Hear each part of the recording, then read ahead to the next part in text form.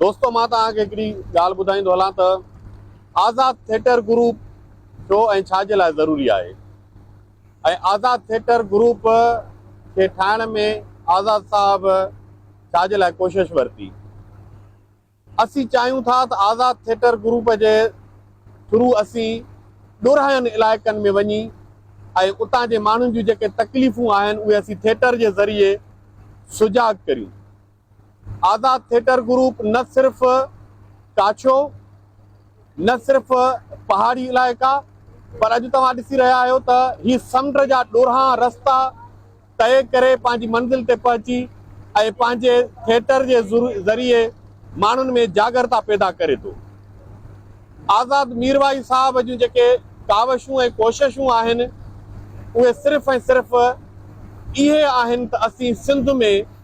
हिकिड़ी जागरता पैदा कयूं त माण्हुनि खे पंहिंजे